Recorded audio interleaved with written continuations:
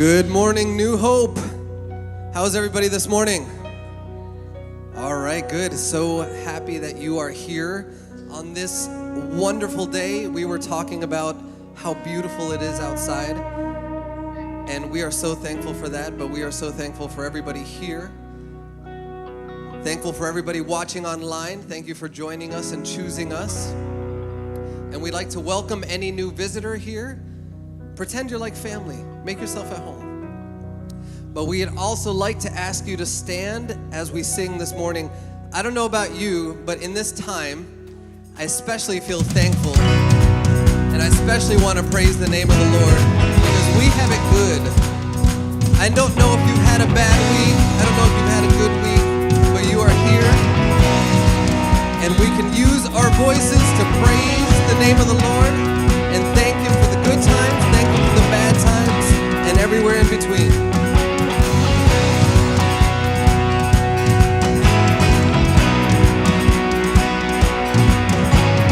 Wandering into the night, wanting a place to hide this weary soul. It's vagabond, and I tried with all my might, but I just can't win the fight. I'm slowly drifting, a vagabond. Just when I ran out of road, I met a man I didn't know, and he told me that I was not alone. He picked me up, turned me around, placed my feet on solid ground. I thank the Master, I thank the Savior, because He healed my heart, changed my name, forever free. I'm not the same. I thank the Master, I thank the Savior, I thank God, I thank God. I cannot deny what I've seen. Got no choice but to believe. My doubts are burning like ashes in the wind. So long to my old friends, burden and bitterness, you just can't keep them moving. No, they are welcome here. From now till I walk streets and gold, I'll sing of how you saved my soul. This wayward son has found his way back. Pick me up, turn me around, place my feet on solid ground. I thank the Master, I thank the Savior, because He healed my heart, He changed my name, forever free. I'm not the same. I thank the Master, I thank the Savior, I thank God, I thank God. All right, now, how many of you can thank God for something? How many of you can thank God for bringing you into a place where you know Him? Amen. Let's sing about that. Well, lost another one. I am free.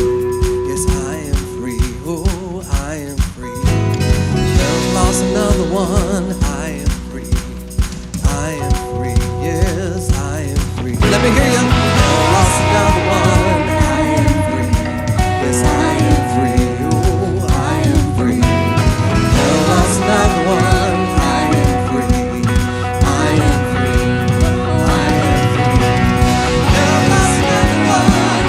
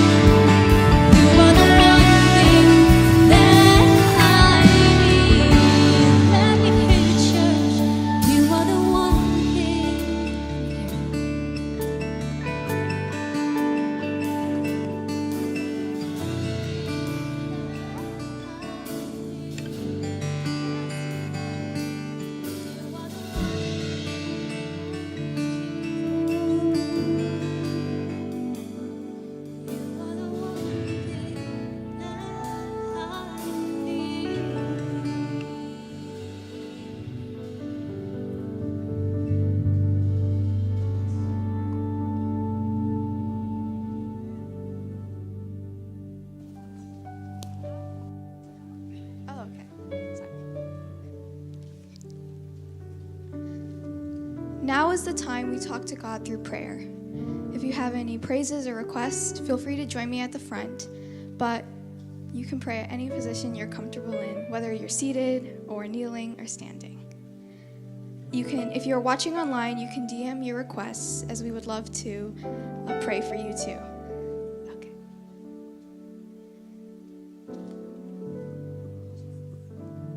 Dear Heavenly Father, thank you for bringing us this day of rest. Whether this week was full of triumphs or defeats, we come together to worship you. Come into the hearts of those who have come up at the front.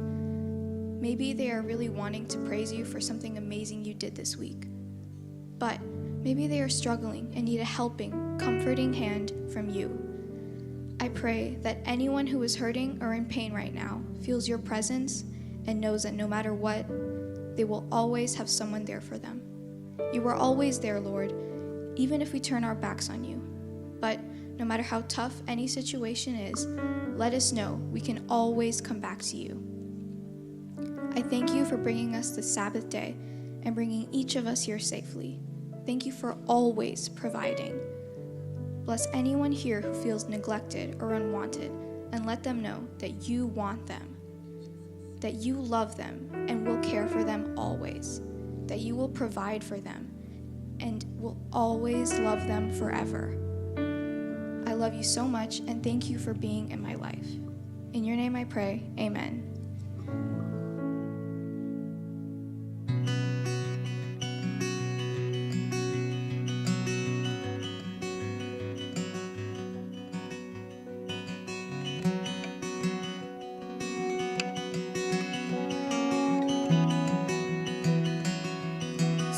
Sing this next song about gratitude and about what we can bring to the kingdom. I want you to think about something. Just today, as I was looking at gratitude, I saw that there was an article in Psychology Today that said gratitude and feelings of anxiety, feelings of anxiousness, they cannot really coexist in the same space, right, of your brain. So if ever you feel like, wow, I'm feeling the pressure of the world, I'm feeling down, I'm feeling just like I don't know how I'm going to get to tomorrow, I want you to think about gratitude. And it sounds too simple, right? It doesn't come in a bottle. You can do it from anywhere where you're at. And it takes practice, I'm sure. But as we lift up all of our cares to the Father, and as we sing this song, I want you to think about that.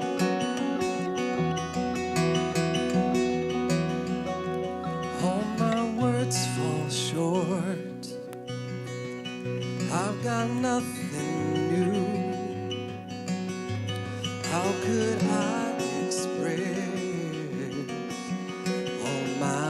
gratitude? I could sing these songs as I often do, but every song must end, and you never do. So I'll throw up my hands and praise you again and again. All that I have is a hallelujah, hallelujah. And I know it's not much, I've nothing else fit for a king, except for a heart singing hallelujah,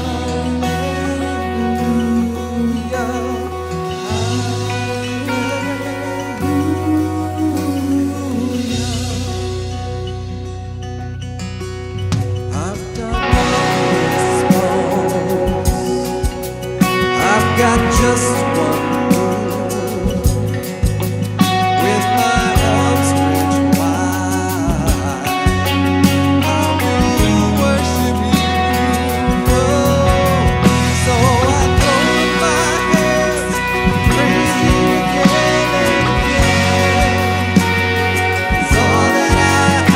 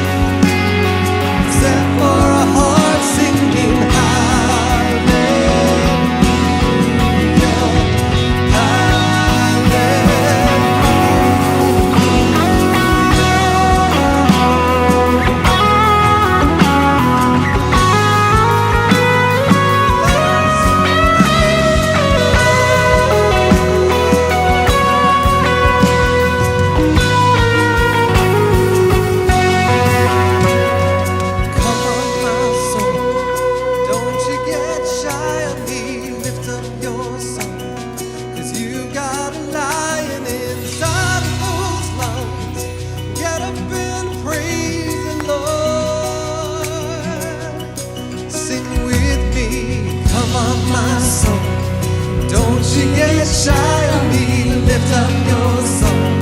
'Cause you got a lion inside of those lungs. Get up and praise the Lord. And hope of my soul, don't you get shy of me, lift up your song. 'Cause you got a lion inside of those lungs. Get up and praise the Lord.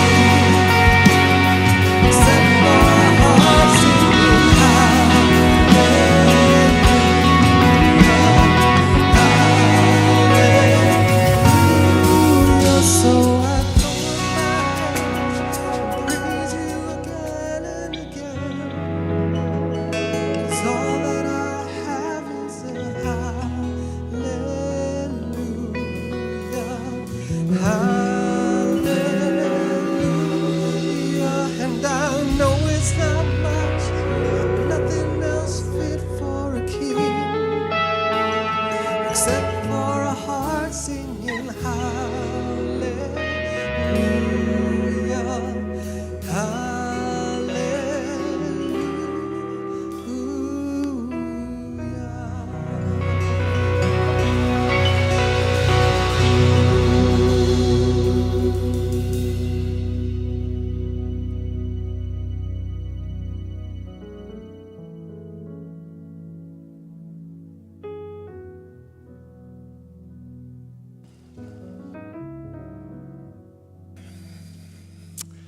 Well, good morning. I'm glad to see you here, and I'm glad to see those of you watching online, even though I can't see you. That's kind of a weird thing to say, but I'm glad you're joining us wherever you're at around the world, and especially those in the spot here today. We're kicking off a brand new message series called Living Rich, because we'd all like to, right? I mean, that's not a bad thing. Let's just be proud about it, right?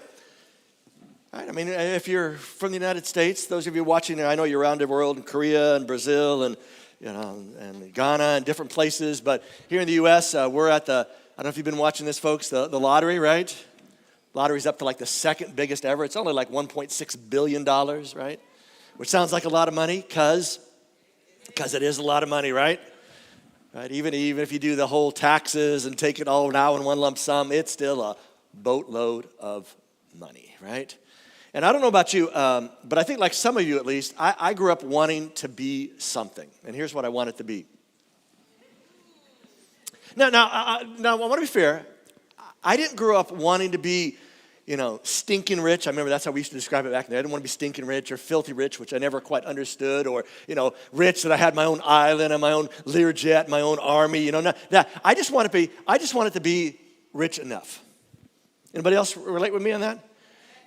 Just rich enough. And what that meant for me was to do what I wanted, when I wanted, without worrying about how much it cost.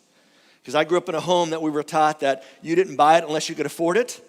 And so I didn't buy a lot of stuff, and we didn't buy a lot of stuff, family, because we couldn't afford it until we saved up money, then we bought stuff, and it would just work that way. And it just seemed to me that this idea of being rich would be great, that I could get something when I wanted it without having to worry about if I was going to have the money for it. So I would describe what I grew up wanting to be as simply this. I wanted to be average rich. I didn't want to be like some of those rich people I knew, and I didn't know a lot of rich people, but I had some people who I thought were rich, and, I wasn't so thrilled about how they were and how they behaved, but I didn't want to be that. I just wanted to be average rich. Excuse me. Because when I look back at my upbringing, we weren't rich. I grew up in have a brother, older brother. Both my folks worked the whole time. I can remember from even when I was a little kid, which when I was a kid, that wasn't sort of the norm. A lot of times the wives didn't work, but we needed both my parents to work apparently. So we weren't rich.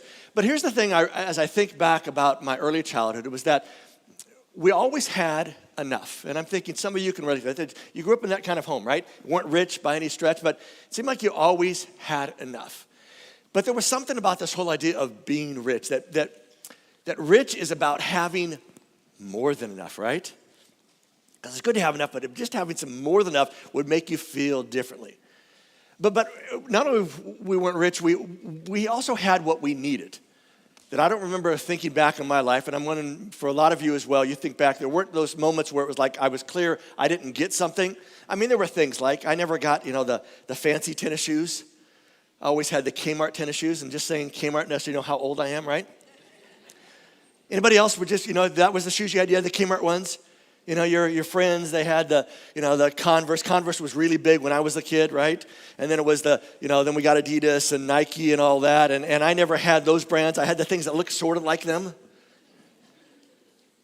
But I still had what I needed. I needed shoes, and so I had shoes, even though they weren't the shoes that I really wanted. But rich is about having more than we need, right? It's about, having some excess. And so here today, as we kick off this month-long message series, I want to ask you just 3 what-if questions, all right? What if we can be rich and not know it? Is that even a possibility? Is that even something that could be true, that we can be rich and not know it? What if we can be rich and not feel it? Because doesn't it seem like if I was rich, I would feel like I was rich? And the last question is, what if we rethought how we think about being rich? Because that's what we're going to do for the next few weeks. But before we get into the message and look at actually a passage, a small passage from a letter a guy named Paul wrote to one of his mentees by the name of Timothy, I want to invite you to pray, and let's pray one more time together, right?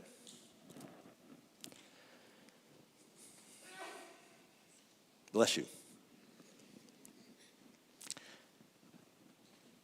Lord, we stop and just slow down, and it's what this day is really about. Chance not just only to slow the pace of our life and to step away from the things that sustain our life, our work, but also a chance to stop and reflect. And as Lester talked about earlier, this whole idea of gratitude. And how gratitude is something you've created that really is the antidote to a lot of the things that seem to creep into our lives at times. This anxiety and the worry and the comparison that we go through. But this morning as we've gathered, I simply want to ask you to open our eyes, open our hearts, and even open our minds to what you have provided us with. The things that not only should we be grateful for, that we really are grateful for, that we sometimes just forget to be grateful for. And if we can leave here today being more appreciative of what you have given us, this will have been time well spent. And we'll thank you in your name. Amen.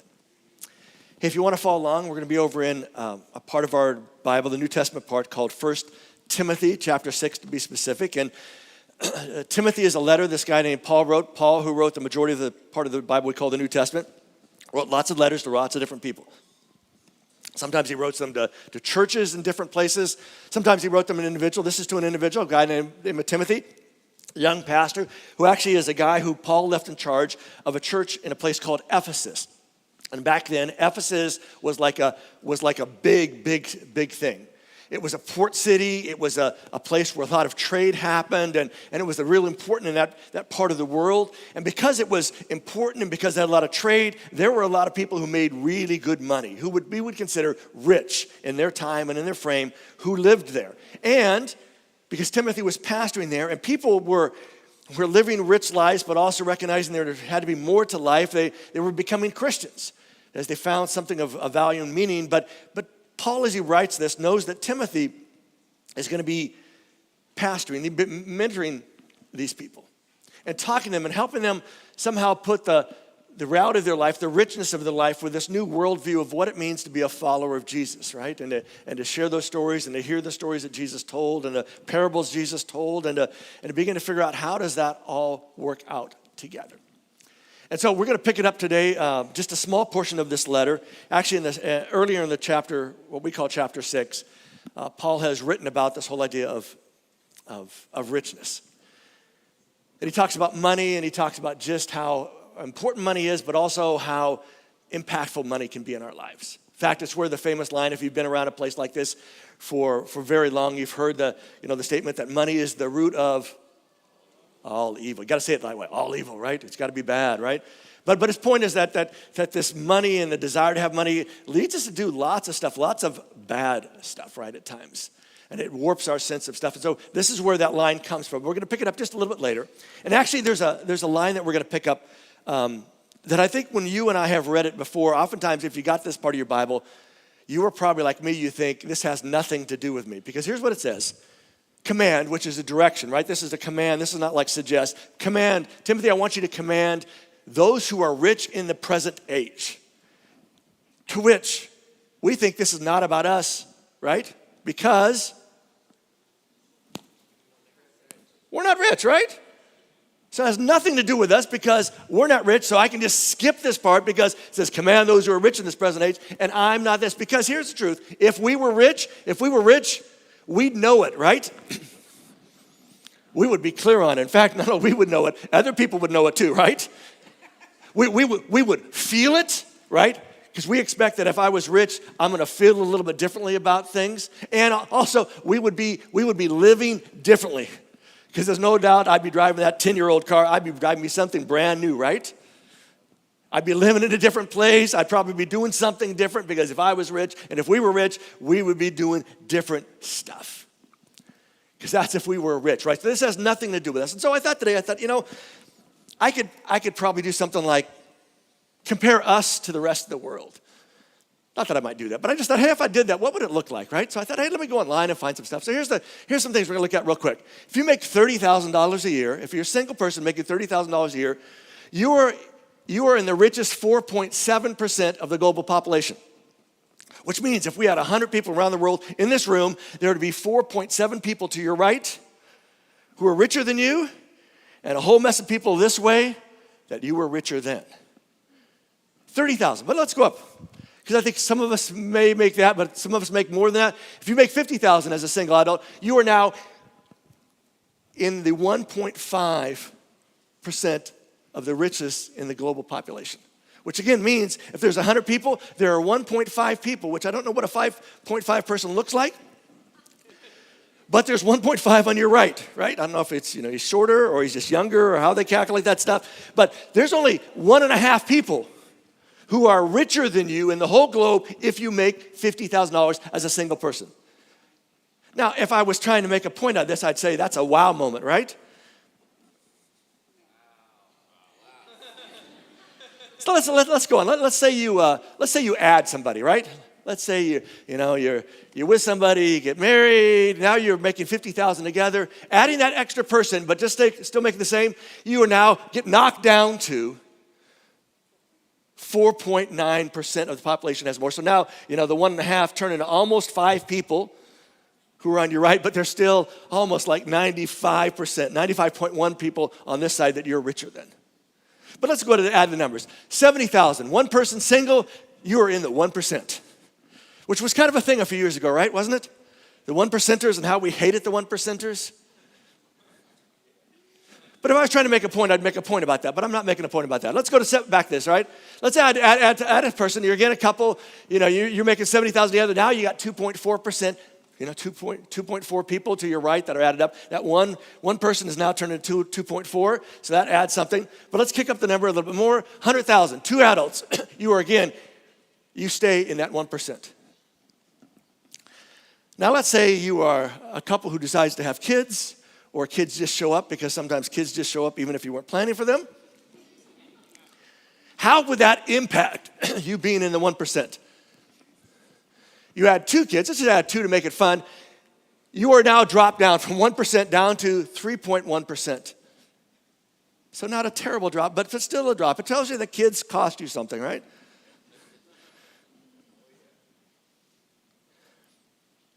Let's go up the number, because I know some of us here, I don't know exactly how much you make, but if I'm judging by the cars you live in and the houses you live in, you probably make, 150,000 plus. I know some of you make even more than that. But let's just say 2 adults, 2 kids, 150,000. You are in the 1.2% richest of the global population. Yeah. If I was trying to make a point, I'd want us to say, wow, right? But I'm not trying to make a point. But let's just do some math. We've seen where the 1% is at, right? But where's the 50% line? How much would we have to make as a citizen of the United States to be at that sort of magical 50%, right? 49 people on this side, more than us, 49 people on this side, less than us. Where's that sort of, I say sweet spot, but most of us wouldn't think it's a sweet spot, right? But where's that middle ground at? Anybody want to guess a number? We got 15,000? I hear 5,000, 7,000. Here's the number to hit the sweet spot. You're making big money. You're making $250 a month. A month. If you make $250 a month, you are in the richest 48.3 of the global population. I could have tweaked the numbers even more, but I thought that's at least a ballpark, right? You're pretty close to that 50%. Now, here's the thing I know by sharing all that bunch of information. Here's what some of us are thinking right now. Right? Because you're looking at your own life thinking how much you make, and you're thinking, I'm not rich. I'm going to have a house, have a car, though I'm paying for both the house and the car, so not really mine, even though they say they're mine, right? I got a kid or a couple of kids, or maybe I don't have any kids, but I'm still kind of, I'm doing okay. I have what I need, but I don't have all I want, right? So we look at those numbers and we tend to push back because they say, no. Those examples don't prove we're rich, but here's what they do show. And that's not a bad thing, all right? Let's get that clear. Not being poor is not a bad thing. But let's say if I was thinking again about ways to make us kind of think more about this, I'd say, okay, let's just look at the U.S. What's the median income in the U.S.? $67,529 is the median income in the U.S. By the way, you ought to go online and look at median versus per capita versus, average.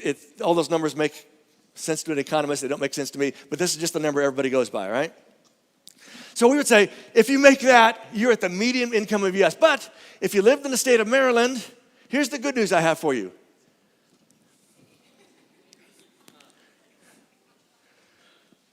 We make almost $20,000 more just living in this state.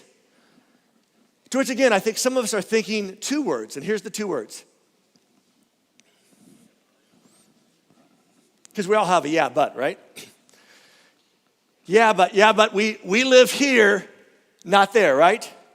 Because that's like the medium of every place, right? That's like, in a little corner of some desert in the U.S. someplace, a little part of Texas, a little part of Mississippi, up in the mountains of Appalachia, right? Up in Maine. We're thinking of all these places that are much different than where we live. And so we say, yeah, but I told him, Mike, we live here, but not there. And we would also say, yeah, but Mike, we're not comparing ourselves to them, right? That's enough. Let's be honest, we're not comparing ourselves to people who live in a lot of places that we wouldn't probably want to live because it just isn't the kind of lifestyle, doesn't have the kind of opportunities, isn't sort of the way we grew up. Whatever the case is, that's not who we're comparing. But let's be honest. We're comparing ourselves to our family, our friends, especially those who are on social media, our coworkers, our neighbors, the people we went to college with, and our cousin who everyone raves about, right? That person, because we got Thanksgiving coming up and we're going, I just don't want to hear it again. How wonderful my cousin is. Look at him. He's this, he's that, right? Or she's doing this. It's amazing. She travels all over the place. How come you can't do something like that, right? See, here's the truth of any of the information that I've put up there, or even this information. It's simply this, that we still compare ourselves to someone. We're just selective in who that person or group of people are. And for most of us, that's how we decide where we're at in the social economic thing, right? Whether we're rich or sort of average, whatever average might mean, or whether we're less than average, middle income, upper middle class, lower middle class, poverty level, poor, whatever we kind of feel about. But there are some undeniable facts for all of our lives. At least those of us who, are in this room and those of us watching online who are in the United States. And that is that we live in the richest time in one of the richest nations in history. Again, not a good thing, not a bad thing, just a thing, all right? Just a reality. And we are rich by global standards. Again, not a good thing, not a bad thing, just a thing. But I do wonder if at times, if we take it for granted because it is our norm. Because this is how we've experienced life, and even if for those of us that have started off, in a kind of tough when we first got out of college and had to kind of find some places that we could afford to live and worked up and finally got a little more and kind of made all those changes and we got to something different now. And we also know that as our income went up, for the vast majority, that's how it typically goes, our income goes up, that our lifestyle changes, but a lot of other parts of life don't always change dramatically. And it's just because it's how the norm works for us. So let me just ask you a what-if question before we get on to something else. What if in the effort to get rich, we no longer recognize when we are rich? And could that be something that's true for us? Could that be something that's true for me, even though I don't want to think that's true for me? Now let me ask you a question because this is important to me. I want to ask you a question if you're feeling something. Are you feeling guilty right now? I hope you're not, because here's what I want you. I want you to feel gratitude. I don't want you to feel guilty. Because most of us, it's not our fault where we were born, where we were raised, where we ended up. Sometimes we made choices. Sometimes things dropped in our laps. Sometimes we've done lots of different stuff, but this is not about feeling guilty. And sometimes when we get in this whole global, wealth piece, it feels like people are trying to make us feel guilty for living where we live and for having the jobs we have. This is not about that. This is really about feeling gratitude. To take a moment to stop and say, if I had never have done this before, God, thank you. Now, and even if you're not a religious person, you don't have to thank God, but maybe just to be thankful for the circumstances that you were raised in or that you find yourself in, that provide you with the kind of income and the kind of living and all those things, to maybe just for a moment to be grateful. Grateful without any hook to it. Because you're grateful now you have to do this, but just grateful for the reality that is who you are and what you have and where you're at. Because I want you to leave here today feeling grateful. I don't want you to leave here today feeling guilty. Because guilty, all it does is make us feel terrible. And then we write a check to something, and then we feel better, and off we go. I want us to feel gratitude, because gratitude can really change the direction of our lives. Because it changes how we see life and how we experience life and how we feel about life. And all of those things are really, really important. See, here's something I know. Even if we're not convinced we're rich, we wouldn't mind being rich, right? And so here's the thing. Even though maybe we're not convinced we're rich, but we all like to be it. I want us to be good at it. So that if we ever end up being rich, we'll be good at being rich, right? Because let's go back to what Paul writes to Timothy. Again, Timothy's in this situation. He's got some people that are rich, and it's clear they're rich because of where they're at and they, what they've been doing in this harbor and the trade and all of that. So Paul writes these words to Timothy, and he says, Timothy, I want to command, not just command you, I want to tell you to command them. Command those who are rich in this present age. And he says, I want to command you, and here's what he's going to command Timothy to command them to do, and that is simply how to be good at being rich. Because here's something I know. Just because you're rich it doesn't mean you're good at it. And you probably may know some rich people, or you have some people that at least were richer than you and enough richer than you that you thought they were rich, even though maybe they aren't rich. They wouldn't feel rich. But sometimes rich people aren't very good at it. And the funny thing is, we think because they're rich, they really are good at it. Yeah, you ever at we're coming up to a holiday season, and so there'll be gatherings for Thanksgiving, gatherings for Christmas, and you're going to run into some people you work with, or spouses of them, or boyfriend, girlfriends of them, or of your spouse, your girlfriend, and you're going to meet some people, and you're going to find out somebody's rich. And have you noticed that when you find somebody who's rich, you tend to listen to them differently than somebody who's poor? Because there's something up here that says, if they're rich, I need to know how they figure this out, right? And just simply by being rich, we give them a place at the table. Oftentimes they're put on boards, and they're put on that not because they necessarily have any skills, not because they have any background, any expertise. Sometimes they just get put there because they got money. And oftentimes they're put there because the group wants their money, and so you put them there so they give you your money, but that's a whole other piece, right? But just think about this idea of not being good at being rich. A couple more statistics. Nearly half of lottery winners spend their entire winnings within 5 years. To which we all think, not me, right? Just give me a shot at that, right? I mean, that's crazy. How do you spend? If you win this lottery that's coming up, right? It's something like, I think the last time I heard it was like 600 million you take home, and then after taxes, it's about 450 million, chump change compared to 1.6. It was a joke, by the way, right?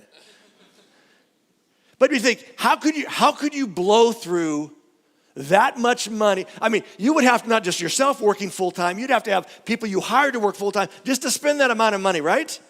And the crazy thing is, people do. Almost half. But let's go to something that's a little more possible, right? Because to win this lottery is something like, I think the statistics are like, getting hit by lightning, by also getting bit by a great white shark in the middle of the desert. Great odds, but it's only $2, right? But let's think of something that's a little more realistic, at least compared to that. And that maybe not for most of us. But think about, Sports Illustrated had this wonderful article about just the reality of this idea of money, and how just because we have money doesn't mean necessarily we're good at it. 78% of NFL players find themselves bankrupt or financially stressed within 2 years of retirement. 2 years of retirement. Now, not all 78% of those people were, making 10 or 20 or $50 million a year, but still, they were making more money than the vast majority of us are making. And we think, how is that possible? 60%, same article, 60% of NBA players are broke within 5 years of walking off the court. 60%. And I don't know about you, when I hear those things, I think, how? But if you've ever read some articles or watched some videos about some of their lifestyles, I mean, who doesn't need a tiger and a leopard walking around their property, right? I mean, sometimes you just think, I understand how, but it's like, how, right? There's still that question. So it's just the reality that just because you're rich doesn't mean you're good at it. And Paul is writing to Timothy to tell, hey, these folks who are rich, be good at it. Because you may be blessed, you may be skilled, you may be just fortunate, but whatever the case is, if you're rich, let's figure out how to be good at it. So back to Paul as he writes. He goes, let's start it again. Command those who are rich in this present world, in present age, not to be proud. That's the command. Don't be proud. Don't be arrogant. Don't be haughty.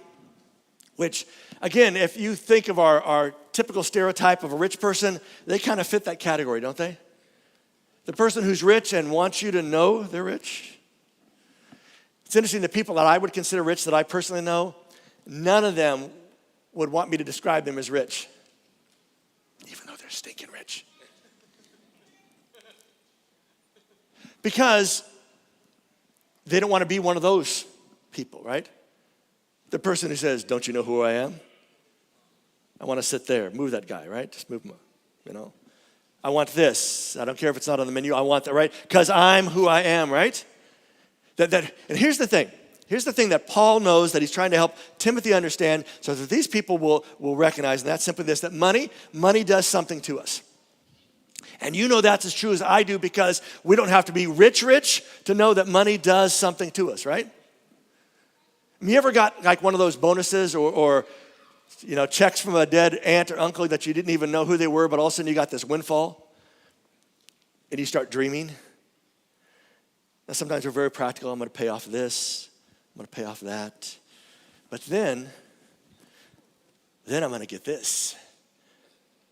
And I'm going to get one of those. And then I'm going to, that money has this thing that changes how we think. Another way to put it is simply this, that stuff does stuff to us. Which I know some of you are thinking, Mike, how do you come up with this stuff, right? I spend hours every week. But it's true, isn't it? And again, you don't have to be rich, crazy rich, you just average rich or a below average rich to recognize that stuff does stuff to us.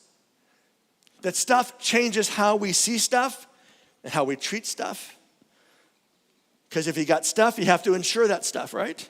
You got to find a place for that stuff, which oftentimes means getting a bigger place so you can put more stuff into it, right?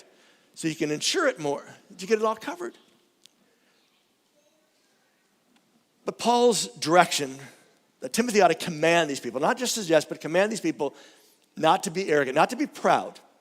In fact, he gives a way to flip them and to make them think about something different. He says, tell them to hope in God, not in the uncertain riches. Because there is something about, at least for some of us, that money is security, that it's safety. I didn't ask Lori for this permission, but I'm going to tell the story anyways. Because she's much better in this story than I am, so it's an okay story, right? I grew up in a home where money was security. And it's not because we had lots of money. It was just the idea that I was taught, earn your money, save your money. That way, if something happens, you have some money to fall back on, right? So I think when we got married, I had something like $10,000 in the bank, which back when we got married was a pretty good amount of money. And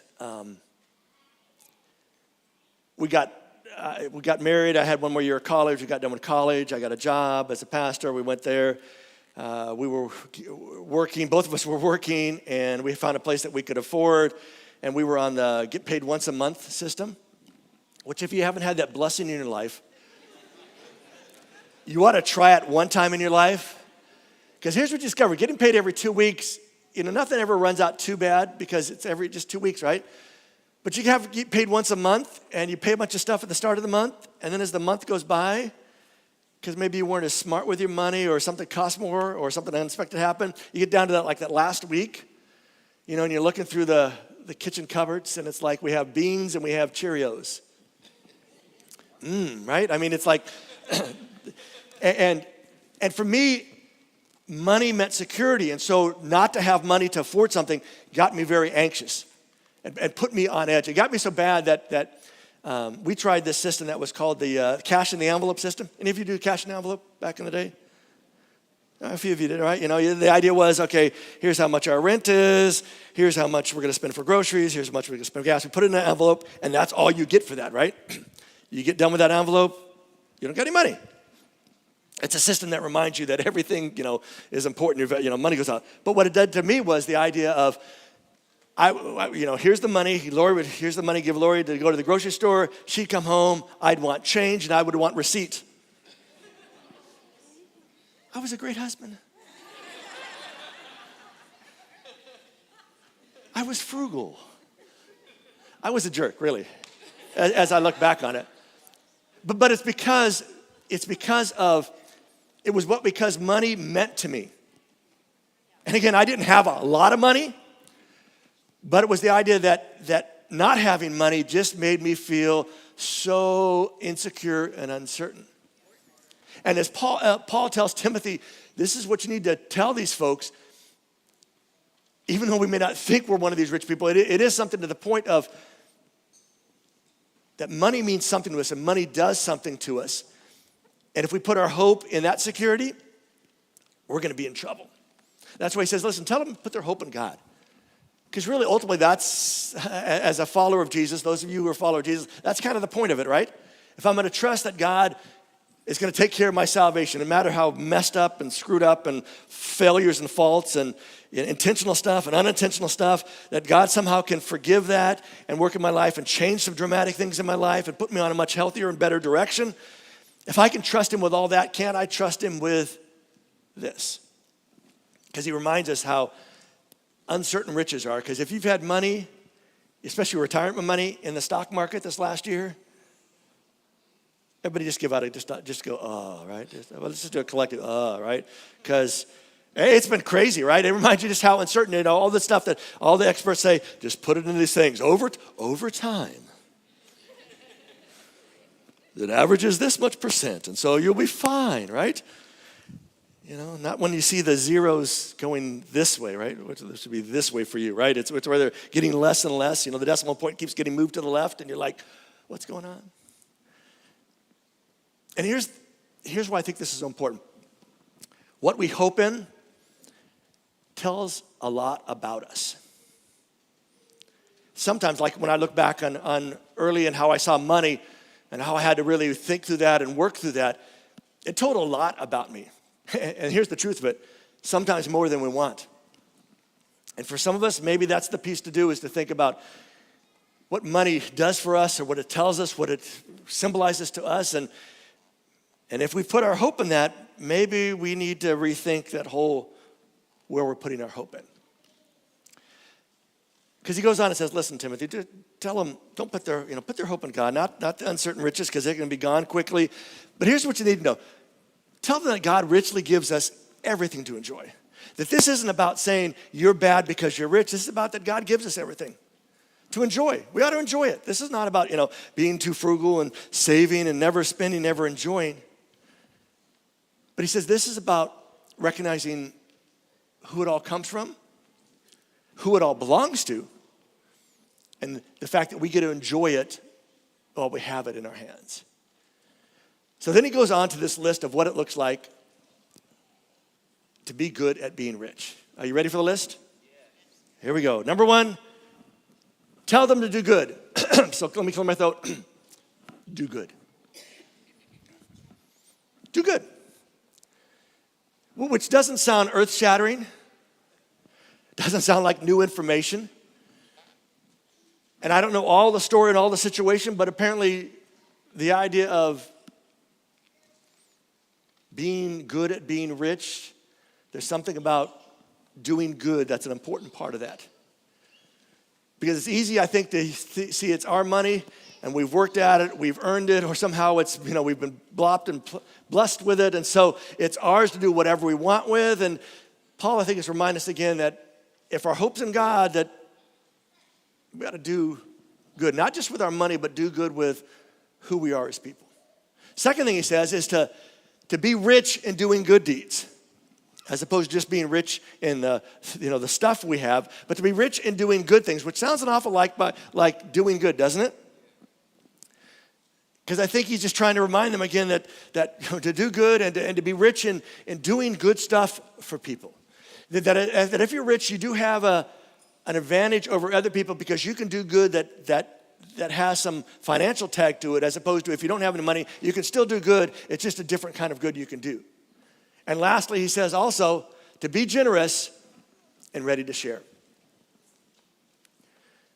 He doesn't say, what I love about this, he doesn't say, to be rich, to be good at being rich, you need to follow the story that Jesus told to the one guy who was really rich and sell everything you have. What I love about that story is most of us recognize that that's a story for somebody else. It's not for us. And we're thankful for that, right? Because we recognize that every one of us is different, right? And for some of us, it may be the thing, but it's not for everybody, because it's the only guy Jesus tells that to, right? Nobody else would say, sell everything, sell everything. It's just this one guy. Because for him, it was a thing. But to be generous and ready to share. And so, my advice to those of us who want to be rich at some point in life, that maybe don't consider ourselves there, but if we ever get there, we want to be good at it, here's the things we need to do. We need to do be rich in doing, and be generous and ready. And here's the great thing that Paul says, make sure they know that by doing that, doing good and doing good deeds, by being generous, by being willing to share, by doing that, they will be saving, they will be storing up treasure for themselves as a strong foundation for the future. That this is an investment for something. Remember, he says, those of you who are rich in this present life. It tells you that Paul recognizes that there's nothing more than this life, right? There's something that's after this life. And so by how we do now, it really sets the stage for how it goes later to some degree. A strong foundation, he goes on. Then he says, then they will be able to have, that is, take hold of the life that is true life. And as I thought about that, he isn't saying that they're not having a life of meaning and purpose at this moment. But as they get good at being rich, that they discover this idea of a true life, a life that there's the reason behind why they have what they have. And it isn't to give it all away necessarily, but it is to use it in a way that they can do good, that they can be generous, that they can serve in ways and in forms that other people can't because they're not on the same socioeconomic scale. So let me just wrap up today by asking you a few what questions. What if this is more than living the dream? Because we're all kind of thinking this, it's about living the dream. I want to live my best life. That's kind of a thing, right? Live my best life. And I hope you live your best life. But what if this is more than just living that dream, living that best life? What if it's about living a good life? And is it possible that good life could be the same as your best life, even though it may not be the first way you think about your best life? And what if we were more intentional in what we put our hope in? What would it look like for you to be more intentional about where I put my hope? What would that look like? What would that feel like? And what would it look like? What would it look like to adjust our view of richness? Because I'm pretty sure we all need a little adjustment in our view of richness. And the last one is simply this. What if living rich isn't about getting rich, but enjoying the rich we already have? Something to think about as we wrap it up today. And today, I'm excited to welcome. So we're going to have an interview with Anna Katz. Everybody say, hey, Anna. Come on up, Anna. I want to get you a chair or a stool. Anna is the operations manager from Grassroots, and Grassroots is something, a great organization that you're already on, Anna. You're good. I'm on? Hello? Yep. Yeah. A great organization that we've been partners with for quite a few years, over a decade, I think. But Anna, for those that aren't aware of what Grassroots does, tell us what the organization does. Sure. So Grassroots has been serving those in need in Howard County for over 50 years. We are Howard County's only general population homeless shelter, and we are also an organization that provides 24-hour crisis services to anybody in need. So no matter what the crisis, whether it's loss of housing, whether it's mental health related, substance use related, family conflict, those folks can reach out to Grassroots, and there is always somebody there to answer the call. All right. Well, we've been thrilled to be partners with you. I know we come over and serve a meal once a month, and we also, during the course of the year, do different things occasionally. But why is support from a place like this, a church or another religious organization, so important to what Grassroots does? So Grassroots is just incredibly blessed with the support that we get from the Howard County community. So many faith communities really provide the basis of the services that we can provide. Grassroots gets grant funding, but that's really for the basics. You guys provide us the richness of the services that we are able to provide. When you guys do good, it allows us to do good. Grassroots gets support from students at schools, to faith communities, to other organizations, and we couldn't do what we do. We couldn't provide the services that we provide without your help. All right. The last question I'm going to ask you, Anna. What are some of the challenges and what are some of the opportunities and maybe what are some of the success stories that come out from Grassroots that you'd like to share? Sure. So you guys are amazing. I know last year you provided Thanksgiving meals with baskets, which you guys are going to do again. Thank you. You provided gift cards for us, and those gift cards go out to hundreds of families so they can get something and enjoy a happy holiday season. Some of the things that we take for granted, those that are really struggling economically, can't enjoy some of the holiday festivities and make sure that their kids and their family get something for the holidays. So you allow us to provide those services. Those who are struggling financially may not be able to enjoy the blessing of a holiday meal with their family. So the fact that they get a Thanksgiving basket full of food and then a gift card so they can get a turkey, it's just one less thing on their mind, and that so maybe as they gather with their families for Thanksgiving, they can really enjoy that without being worried about how purchasing a Thanksgiving meal will set them back financially for the rest of the month. So the good that you guys do really, really makes a difference to those families. Grassroots answered about 50,000 phone calls last year on our crisis hotline.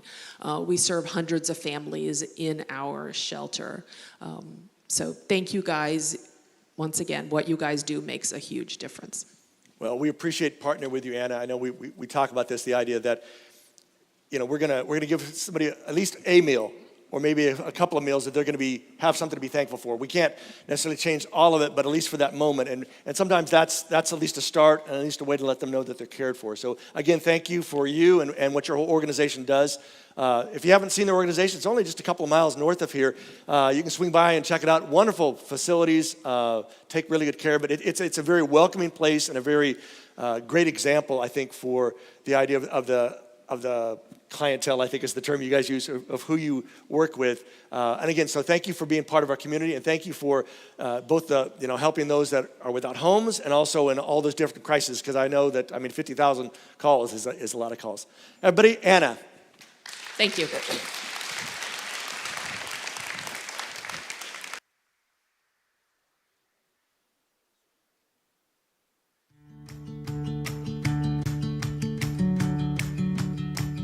We'd like to connect with you, so would you do something for us? Go to this link to connect, or scan this QR code, or stop by the Ask Me desk and fill out a Connect card. It'll help us know your needs better, pass along some valuable information, and help provide you with some resources to help you in your faith journey. And let me say thanks ahead of time for taking a moment to do that. Saturday, November 19 is a big day here at New Hope. Every year, on the Saturday before Thanksgiving, we invite you, along with our neighbors here in our community, to donate non-perishable food items, along with frozen turkeys and this year, frozen chicken, so that we can help multiple food banks and organizations in our community provide a meal for Thanksgiving and beyond. On your seat today and at the Ask Me desk, you'll find a shopping list of the items we're collecting this year. Watch for sales, pick up some items, and bring them on Saturday, November 19 for our annual Festival of Hope. At the end of every year, we raise a significant amount of money to make a difference on our campus and in our community. This year, after 4 years of planning and waiting some more, we are getting close to getting final approval for building a new building on our campus for our teens and young adults. And our goal over the next few weeks is to raise $150,000 to finish the building and provide a great place for our high schoolers and young adults. And we'd love for you to be a part of doing something significant as we wrap up 2022. So go online to newhopefulton.org/give and give to Hope for the Holidays 2022. We'd love to help you find a place to connect and serve, so stop by the volunteer table in the lobby as you leave today. And if you'd like to have someone pray for and with you, join us up front at the conclusion of today's worship service.